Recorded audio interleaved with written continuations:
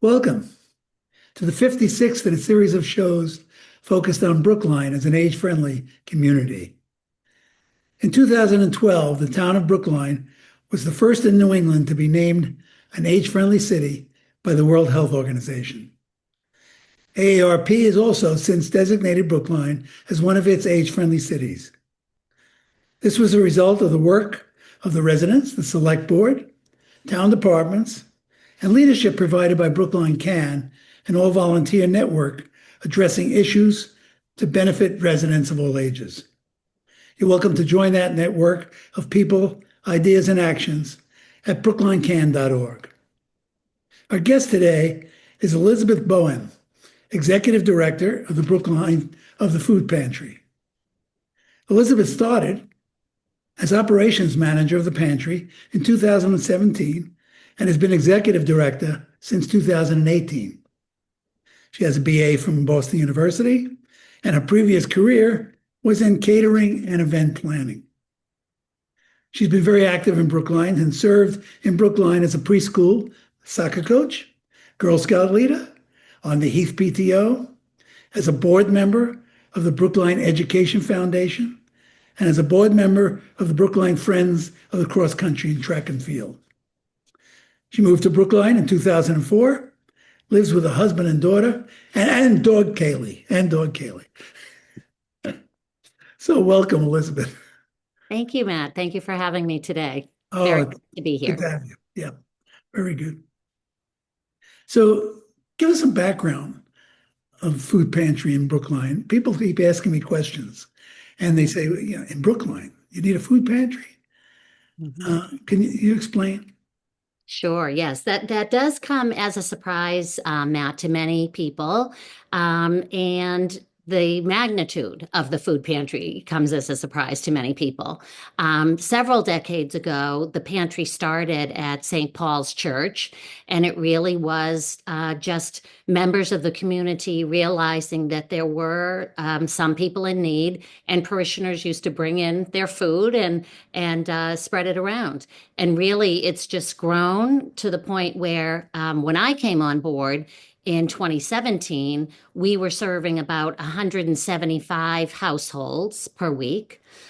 We had become members of the Greater Boston Food Bank so that we could get much more variety in terms of the kinds of food we could offer. For instance, we really didn't want to just give out dry goods that the parishioners were bringing in, which was lovely, but we wanted to expand and give out things like frozen proteins, chicken, fish, hamburger, things like that. We wanted to give out frozen vegetables and fruits. We wanted to give fresh produce, milk, eggs, cheese, all kinds of things that were available there. So that was really until the pandemic started in 2020, serving about 175 households a week. And really in March of 2020, everything changed for us. Within a matter of months, we went from serving 175 families per week to 700 families per week. And believe it or not, Matt, that number has really not changed much over the past 5 years. On occasion, there have been times when it's gone down a little bit, but there always seems to be a rise in grocery prices in the last 5 years here and there. And as prices go up, more families need to come back to the pantry, or new families need us as others move on. So it's very much of a surprise to most people to learn that up to 700 families a week need our help at the pantry. Yeah, that is, and I can see where inflation would have a big impact on that. Yes. In addition to Absolutely. Absolutely. Yes. vicissitudes of life or whatever. Now the programs run by the pantry. What is the pantry as far as the various Sure. programs? That's right. We actually have four different programs, Matt. Many of us just think of our, you know, I guess you'd call them physical pantry locations, of which we have three. Our main location is at the United Parish Church on the corner of Harvard and Marion Street. But we also have two satellite locations in Brookline Housing Authority community rooms. One is at the High Street Veterans, and one is at the Egmont Street um, community room. Yes, I know what that is. So, yeah, between those three locations, we're open 4 days a week, and our clients can pick and choose what day or hour is convenient for them to come in and get their groceries. And we try to be open daytimes and night times and have a good variety for people to be able to find a convenient time again. Our second program is called Brookline Thrives.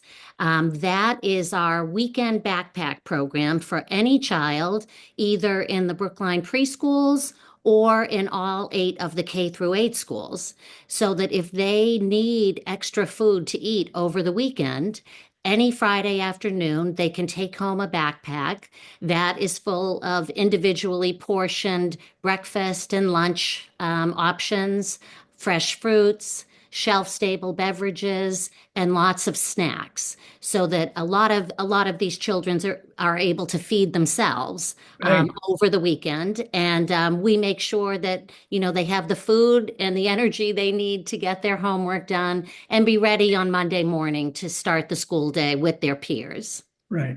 Yep. And with that can be anywhere from 425 up to 500 children per weekend who need those.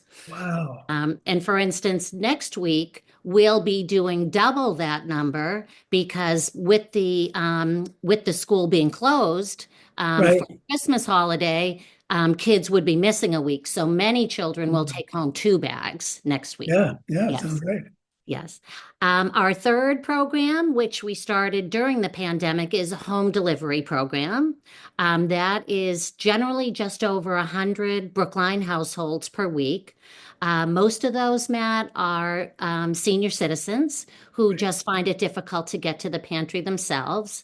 But in addition to that, we do have several clients who have maybe medical issues or physical problems that make it difficult for them to come to the pantry.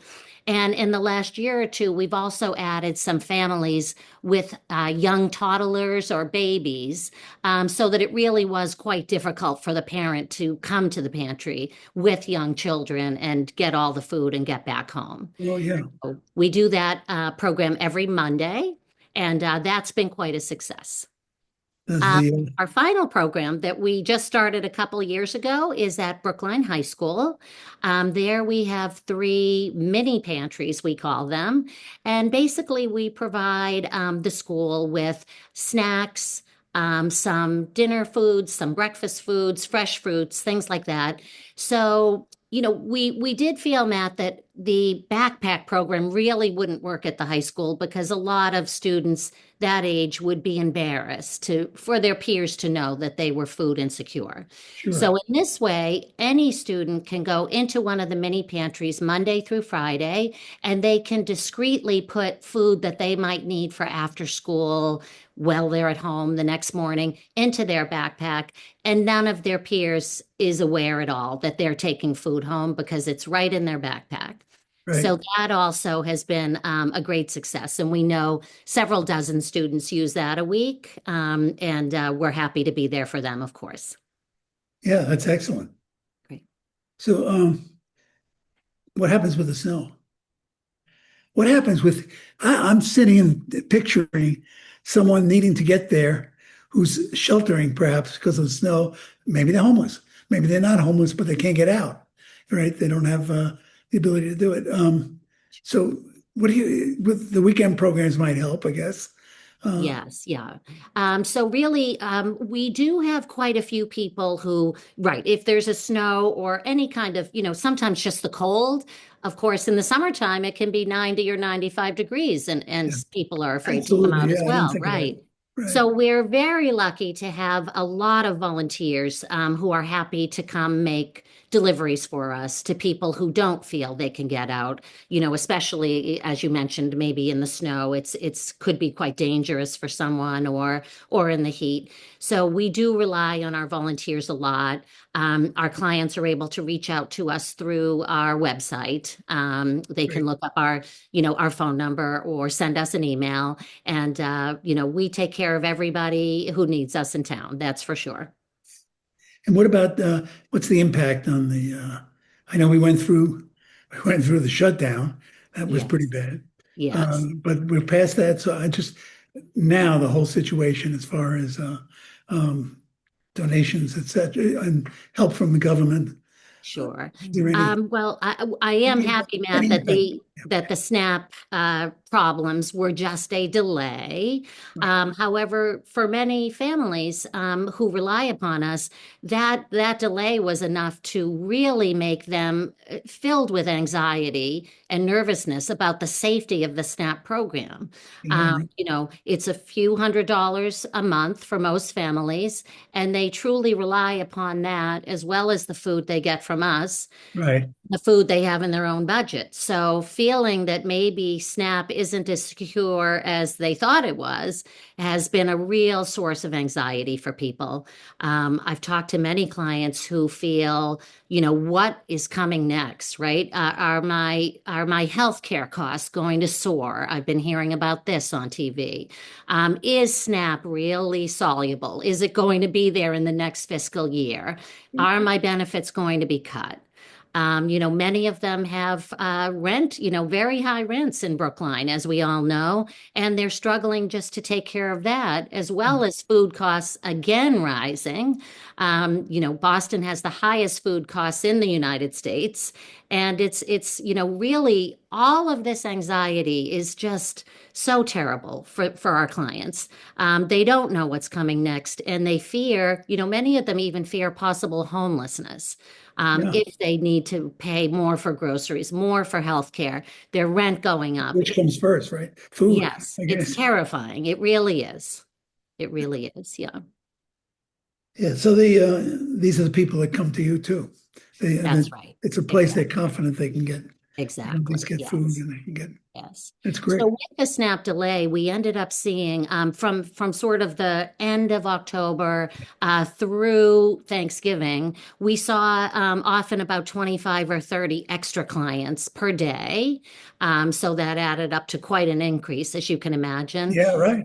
Some of them were new clients, but many were people who maybe don't have to come to the pantry every week. Right. They try their best to make ends meet, but without the SNAP benefits, that was impossible. So they came back and got extra help from us, and we just hope that things stay positive on that side and that SNAP continues to be there for them. None of us know, of course, what's going to happen with the Obamacare costs, and Yeah, that's that's very, very more scary. Yeah. pressure on the, absolutely. Exactly, exactly. So what was interesting, Matt, is that this delay in SNAP came right up to the time we start our Thanksgiving distribution. The starting the Wednesday, 8 days prior to Thanksgiving, Right. we not only give our clients their weekly allotment of food, but we also give them turkey or, in some instances, chicken or tofu if they're Yeah. not turkey eaters. We give them a bag of dry goods for sides, things like gravy, mashed potato flakes, stuffing mix, all of that. We give them extra produce and, of course, pie. So that came right into this time. So I'm happy to say in a typical year since COVID, we help about 750 families with that week of food That week, plus right. Thanksgiving distribution. This year, we helped just over 1,000 families. Wow. So it was a lot of running around and finding extra Yeah. turkeys at local grocery stores. We had so many local residents come through in our pie drives, which took place everywhere from the public schools to some of the private schools, book clubs, sports teams. houses of worship, you name it. We had more than enough pies for everyone to take one or two home. So that was just a real show of love and support from the community. Okay. Now, a big question for us. They all are big questions for us, frankly. But a big question for us is there's a lot of people, older adults of all ages, who look to do things and try to help. Mhm. And they volunteer various places. But I happen to know someone who works in Arlington on their food bank. And Mhm. anybody I know that was contacted, first of all, enjoys it. They tend to they meet a lot of people that have the same kinds of thoughts that they do, that are trying to help and trying to do things. So tell me something about the volunteers themselves, and let's get into at some point what we can do, how people can join, and how people can work there. Sure. Thank you for asking that, Matt. Because we do rely on over 150 volunteers a week for all of the different shifts that we have Monday through Friday at the pantry, starting early in the morning and, ending at 7:30 at night at our High Street Veterans location on Tuesday. So the good news is that we have many different days and many different times. Most of the shifts are 2 to 2.5 hours long. But there are some shifts, such as the delivery drivers who do the home deliveries on Mondays. That's more like an hour shift. So if you're, really stressed for time, but you think you can fit something like that in, that's great. Yeah, What I'd love for some older people to know, Matt, many people are nervous about signing up to be a volunteer at the pantry because they see these huge boxes of food. right. They can imagine I'm going to be required to pick up a 40-pound box of chicken or bananas. I can't do that. But we have really dozens of positions where some of them are sitting positions, some of them are just really helping clients to choose items, so you're not lifting anything. We even have administrative positions. So if you're not available the hours that the pantry is serving clients, you can Right. come help us, behind the scenes, shall we say. Sure. So I just really love for anyone who is not a lifter to know that there are many things you can do to help us. And again, if you feel like you'd like to work with the public, we have lots of positions when clients are coming in, but we have other positions before those hours that are not with the public. And as you say, I must tell you, Matt, many times I have seen volunteers together chatting and talking about their families or their dogs or their vacations. When they're done with their shift, they're heading out to have lunch together or, go for a walk. And many times I've assumed they came in together as friends. But when I ask, they let me know, no, we just met one another at the food pantry volunteering. Yeah. And so I do agree it's a great way for people to get to know each other. I've also heard from many parents of teenagers. We have a lot of teenagers who come in after school. Great. Yep. And many of them, meet kids from their own high school who they've Right. never met before. Many of them meet kids from another high school. Maybe a kid who goes to Brimmer and May or Beaver School, and they go to Brookline Right. High. So they become friends with lots of different people. And I've heard from many parents that that's a huge positive for teenagers too. Yeah. And also there's an intergenerational aspect of that. Absolutely. There Yes. is so how do people register, volunteer, or find out further information, that kind of Sure. thing? Yes. If anyone can check out our website, brooklinefoodpantry.org, that will give you all kinds of general information about the food pantry if you have any more questions. It also we have a tab there for volunteering.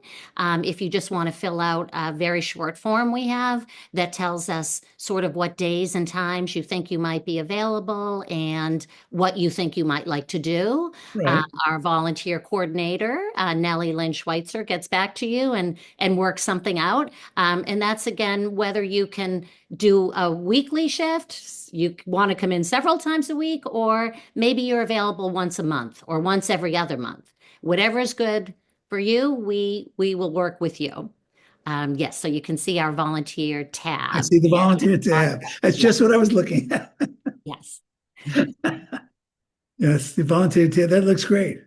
So, because I have people have asked, and that's great. Good. That's good. That's good to know. We are always looking for new volunteers. As you can imagine, we have volunteers who stay for years and maybe they end up moving, or Right. we had a couple of volunteers over the past year who thought they were retired. So they came to work with us on a regular basis and then ended up getting another job. So Yeah, I do know, as I said, the people I know have been doing it for years. Once yes. they just went out to see what it was like, and they can just keep doing it. I mean, it's not, Oh, that's wonderful to and they hear. change roles. I think, as you say, maybe they can't lift this time, and they did before. So it's, Right. Right. it's not your pantry. It's another town, but Okay. Yes. Yes. And I think, Matt, you touched upon the fact that many people do find how fulfilling volunteering for the pantry is because they really know that this is a true need in our community right. and that when they are giving their time, listen, they're busy from the time they come in till they leave. This is not a volunteer position where you're standing around looking for something to do. So to know that you're doing good for your Absolutely. own community and that many families who really need our help wouldn't be getting the help without you and the other volunteers there. Yeah, I think that really warms a lot of people's hearts and they feel good about what they're doing. Yep. Good. Couple of things. Is there anything else, first of all, before we do anything? Is there anything I'd else you'd like also to? just like to say really thank you to the many people who have made food drive donations over the past few weeks. Um, Yes. yeah, I'd just like to throw that in because there have been so many generous people who have really helped us. Several businesses, several schools, again, sports teams and music Condos, schools, individual all kinds condos. of things. The Yes. individual condos started collecting. Yes, exactly. Yeah. So we are just so grateful for all of that. Many people who got in touch with us around Thanksgiving or into December, we did ask them if they would do their drive in January instead, because we get sort of inundated with food drives in November and December. Of And course. then many times in January and February, the extras in the cupboard are bare. So That's interesting. yeah, so we're very grateful to people who have done them or to people who said, "Oh my goodness, we'd be happy to do it over the New Year." So we're really grateful for that. That really helps us to bring in a lot of different items that aren't Right. in our usual repertoire, and the clients are just thrilled to get all different types of treats or even things like lotions and lip balms and all kinds of things like that. So we're really grateful to everybody who steps up and does a food drive. If that's their kind of volunteering and that works for them, that's Absolutely. That's yeah. That's external volunteering, but that's right. Exactly. that's the same kind of thing. Okay. Exactly. Yes. They're not together with the whole group, but They have their own group, right? right. And Right. how would someone if someone wanted to ask you what was happening for some reason, is there a way they can contact you? Sure. Yes. Again, if they look on our website, Oh, they would be able to find the pantry email address right. as well as our phone number. And using either of those, it's easy enough to get to me directly. And I'm always happy to be of help if anyone needs more information Yeah, about I it. mean, it's depending on the kind of information, the kind of thing they want. That's right. Yeah. And how do you donate? Do you donate to? Yes, we're always grateful for monetary donations, that's for sure. Our budget is over $1.5 million a year, which is amazing when you think of the 2019-2020 fiscal year. Our budget was about $370,000. So it's quite a leap. We're very, very grateful to anyone who gives us monetary donations. I also just say sometimes people ask me, is it better for me to go to the grocery store and buy something for you, or is it better for me to make a monetary donation? And just to give an example, if someone thought they had $20 and they'd like the pantry to use it best and wisely, maybe they go to the grocery store and they see that pasta is on sale for $1 a box, so they can buy 20 boxes. That's wonderful, of course. But with $20, we could probably get 50 or 60 boxes of pasta. Wow. Yeah. So, both from the benefit of being a member of the Greater Boston Food Bank, where we get just over half of our food that we give to clients, and also working with two wholesalers who are able to give us food at very good prices. That's wonderful. So to make a monetary donation, you could just go right on our website. There's a button you can click if you'd like to do so electronically. We also have a SKU code if somebody wants to take a photo and donate that way. And there's also an address, of course. So we have a PO box at the Coolidge Corner Post Office, and you can write a check and send it right in the mail to us there as well. Very good.